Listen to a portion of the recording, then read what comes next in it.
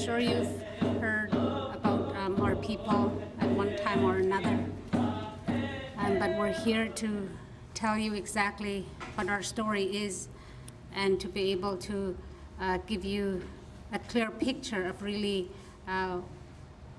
why we come out to speak to people, to talk about something that's so precious to us as a nation.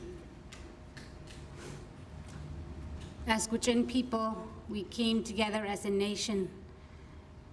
We lived together with the Caribou and all along Alaska's northeast of Alaska and also northern Canada, which is northern Yukon and Northwest Territories. Our numbers are average 8,000 strong, and we live as one with the Caribou, the Porcupine Caribou, which crosses the Porcupine River. That's how it got its name.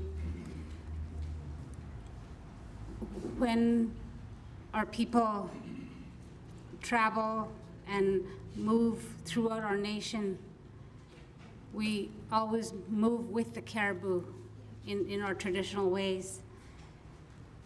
And as times change, we form communities. We have 15 communities throughout our nation, and all our 15 communities are situated throughout the migratory route of the caribou.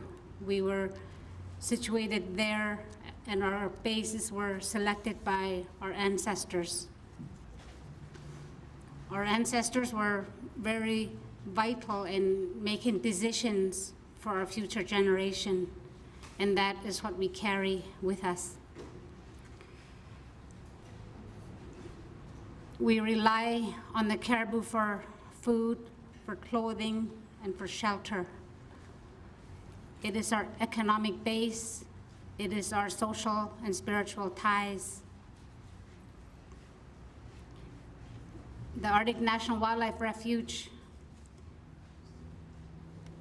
has a very sacred place, which is the birthing place of the caribou.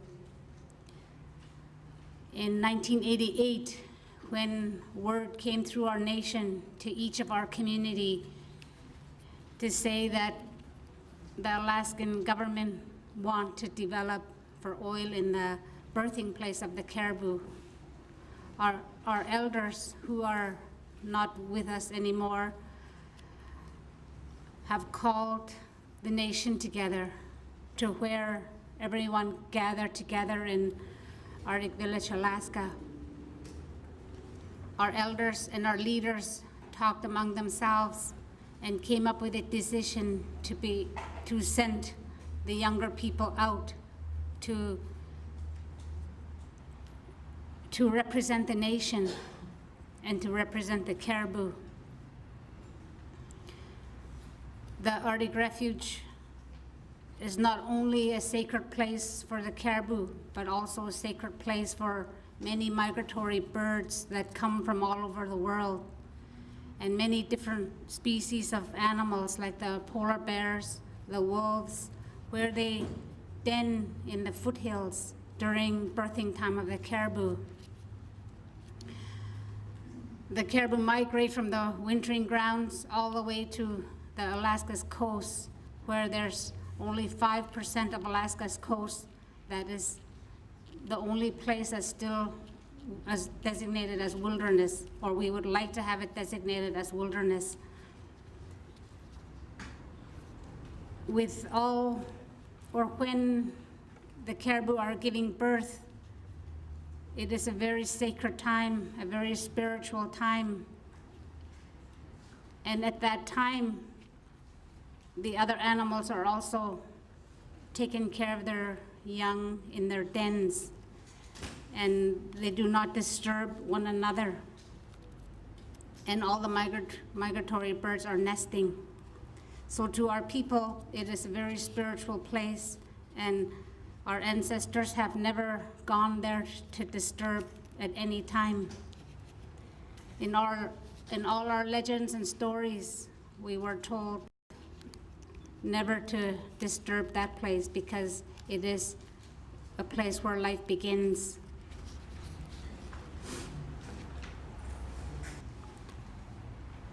When our elders and leaders talked among themselves and made a decision on behalf of our nation to be able to take a stand and come forward and basically tell our story of who we are and that we do live in Canada's north, we do live in Alaska, and we live with the caribou. As a child, I recall as clear as if it happened just recently, with members of my family and members of other families from our community. We go out onto the land along the Porcupine River, where we stay and live in wall tents for the summer. We have many fish nets strung out in the rivers, where that is another source of our diet. We live there, we pick medicines and berries. And as children, it was our job, our responsibility to watch out for the caribou when they're migrating back from the birthing place. As children, we played along the river, and yet we knew in the back of our minds that our responsibility was to be able to be in tune with the caribou. We would go to our elders, our old people, and ask them, well, where's the caribou? When are they coming? And they said, well, you just have to watch and wait. And when our elders called us together to give us the job to speak for our nation, to tell other people that our people exist, and the only one request we have as a nation is to be able to live the lifestyle and continue the way of life that we want. Today, as Gwich'in, we're here, Faith and myself, to say Masicho, thank you to our Hawaiian brothers and sisters who have spoke on our behalf, and acknowledge the similarities that we have in our cultures. We also acknowledge all the people across pretty much around the world who believe in our cause to be able to support a nation who choose to sustain a way of life.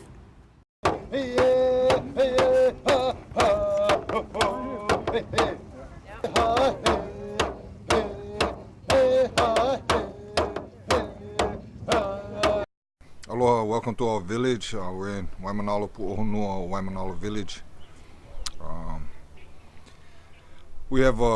We're kind of winding down on a 5-6 day conference with the International Indian Treaty Council, 28th annual.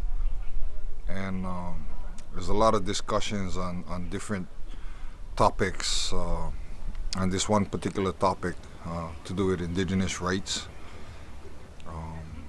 regarding the Gwich'in Nation, the Gwich'in tribe from Alaska. I think what's important for our people that live in Hawaii to know is that the Gwich'in tribe is about to get overrun by corporate interests. In particular, I believe it's Arctic Slope Regional Corporation, or one of its subsidiaries.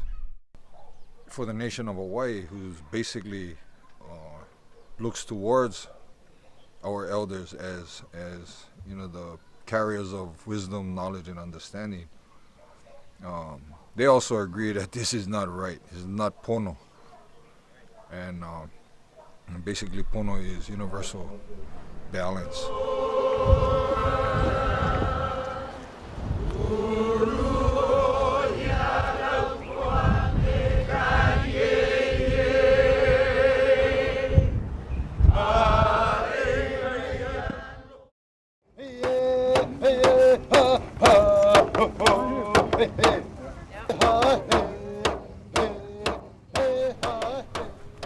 Tēnei Wirangi Kohu Morgan. I actually come out of Aotearoa. I'm an Indigenous person from Aotearoa, New Zealand, you're commonly known as. But for us as Māori people, it's Aotearoa, land of the long white cloud. I stand here today in solidarity with the Gwich'in. Some years ago I went up to their land and stayed amongst them for some time and learned about their culture, learned about the way they have survived like us over many years of cultural genocide. And still realizing that genocide actually is still happening in their land in the destruction of the birthing place of the caribou. If the Gwich'in people lose the birthing place of their caribou, then what happens is they lose their own selves and beings. They will not survive.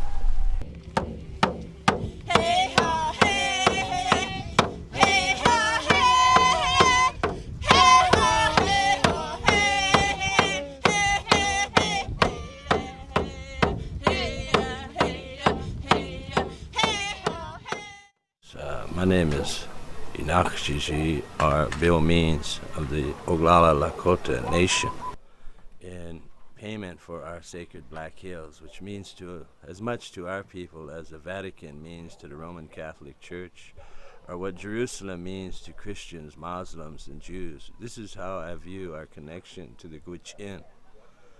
Their sacred homeland of the porcupine caribou herd means as much to them as the Vatican means to the Roman Catholic Church or Jerusalem. And it's not for sale. Our heritage, our way of life is not for sale. And we ask the people of America to realize that indigenous cultures and way of life, we have a right to survive. And if we survive, the earth and the rest of humanity survives. Well, you know, we have another common bond, and that's our sacred right to food, or our food sovereignty, was based on the buffalo. The buffalo plays the same part in our diet, in our way of life, in our spirituality, as the caribou plays to the Gwich'in. And so in that context, I think that we're related in that way. So I think we have to use this idea of indigenous people's right to food sovereignty to have our sacred way of life protected. We, the Gwich'in, and other peoples who still can live off the land should be allowed to do so, and even more so in the Arctic, because it's oil versus the natural way of life, and I think we should protect not only the caribou but the Gwich'in way of life. In this modern day context, to say indigenous people still live on 80% of natural game, I think it's unheard of anywhere else in the United States. That comparison alone tells us that that natural way of life should be protected. In our case, the buffalo was taken from us so that we could be confined to reservation areas. And the future of the Gwich'in could be the same. With no caribou, what are they going to do? Forcibly remove them next to ghetto housing in the ghettos of Anchorage and other cities of Alaska? That's the future that we faced. That's what we went through. It's being forcibly removed from our homelands of the buffalo to city ghettos and to reservations where they build housing that's totally against the culture but is in the model of urban America. That's what they want to do, is change a people, and we've experienced that, and it's devastated many of our families. High alcoholism, high rates of prison for men and women. Those are the types of things, the health that deteriorates because of going from a high protein diet to a diet of starch provided by government commodities. So instead of having your own self-sufficiency, you end up as dependent poor people in the slums of America. We don't need that in Alaska. We lived through that. We're depending on the people of America to change their ways, to respect one of the last pristine areas left in the United States.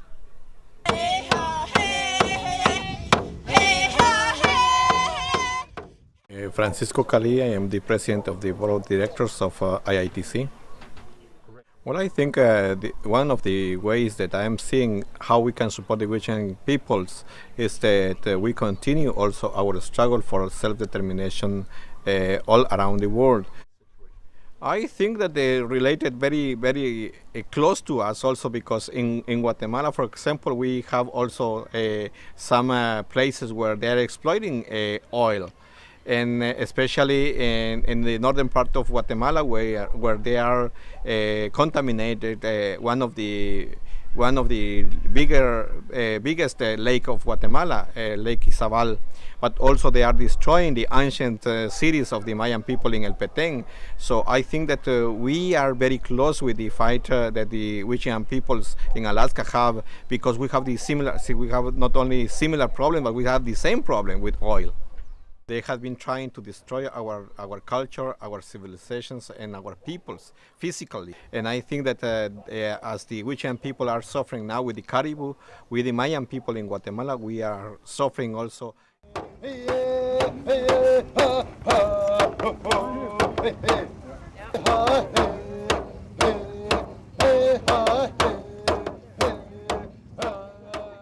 My name is Danny Billy, and I'm from the Independent Traditional Seminole Nation of Florida, from the inland, and well, we do support the Gwich'in Nation from Alaska for the struggles that they're fighting against the oil companies and what have you up there, because what they're facing are the same things that we face at home too, with our deers at home, and not only the deers but some of the plants. And if the plants and the animals are gone, you know, our people, you know, the relationship that we have with the natural world is broken. And then after that's broken, you know, our people would be broken too. And I think what the governments have the same idea. That is why they're attacking our food resources, our natural health resources. My name is Rose Min. I'm from the A'aninin White Clay People Nation from Montana, north central Montana, Fort Belknap Indian Reservation. And I would just like to make a statement of support for the Gwich'in from the Arctic National Refuge in Alaska. The caribou is key to their way of life, and I speak from experience because I come from the buffalo, where the last of the buffalo roamed in the northern plains. And I know how the loss of the buffalo affected our people and our way of life. It destroyed a complete way of life because the buffalo was pretty much our livelihood. It was our shelter, our food, our religion, our spirituality. One only has to look at what happened with our people to know laws and policies that are created by the United States government against indigenous peoples, because that was what was done with the buffalo. There was an extermination, a policy implemented that put bounties on buffaloes, because for every dead buffalo, they said you'll have 10 dead Indians. So that was the plan there, and the mentality, I guess. And I just hope that we can help the Gwich'in people in their struggle to protect the caribou and their way of life. My name is Mickey Gemmel. I'm from Northern California, and we currently have an issue that is the same issue as the Gwich'in in Alaska, and that's preservation and protection of our way of life and our religion. All people can look around and know that the air that we're breathing today isn't as clean as it should be. The water is polluted, and everything is alive, and everything affects the future of our children, our generations that are yet to come. And the Native people and all people need to protect and try to preserve what was placed here for all people to use, and that's the natural blessings that we receive from the Creator. A small group of people actually run this country, and there's a small group of people that really benefit financially from any type of exploitation. We need to do something, because this world may not exist very much longer if they continue to poison and continue to pollute the environment. We've got to find a better way to live, or we're going to destroy the world that we live in.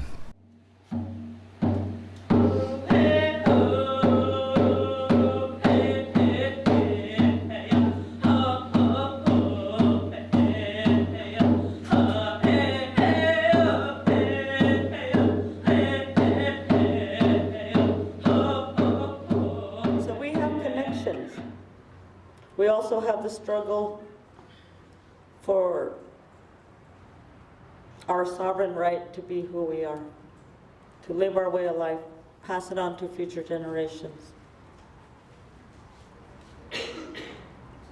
So our people are here not just asking for support, but we're here to express solidarity with the people of this land and their fight, the Hawaiian nations of the Hawaiian Kingdom. Another thing I wanted to say is we have another connection. There's a story about a bird that sits at the beaches and he guards the shores. And when people come to the beaches, he paddles and warns everybody that there's intruders, wandering paddler. Our people have the same story for the same bird at home. In our language, we call him Dale. And he sits in the forest.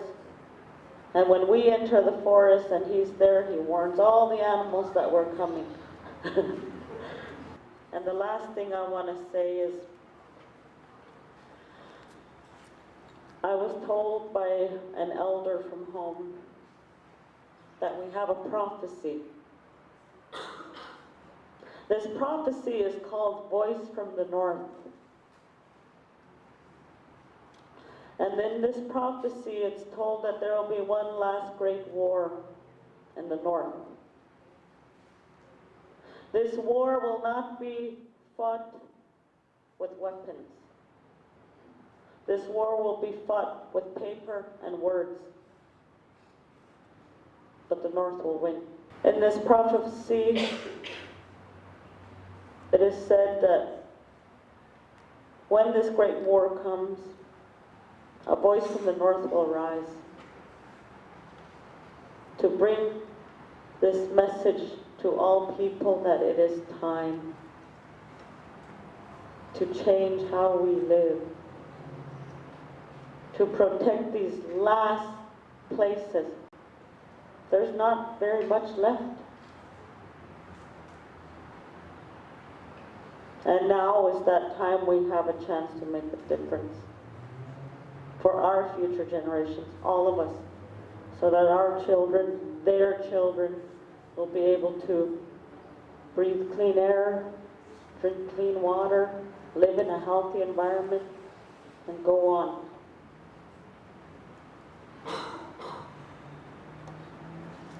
It's also said that the North is the key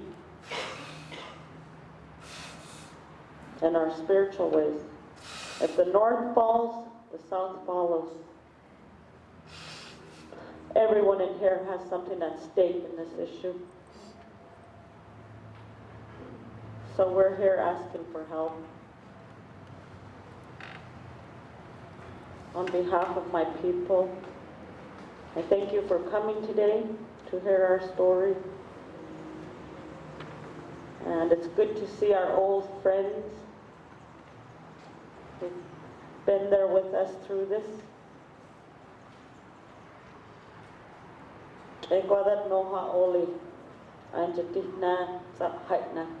May the Creator be with you. Thank you, all my relations.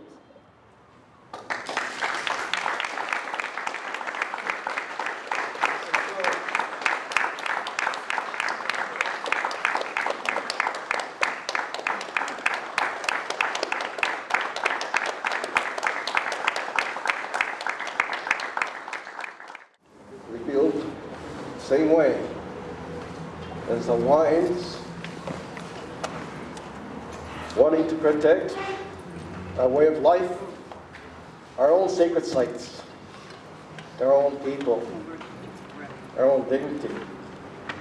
We're the same, we're one, all of us. And that's why we continue in this great struggle.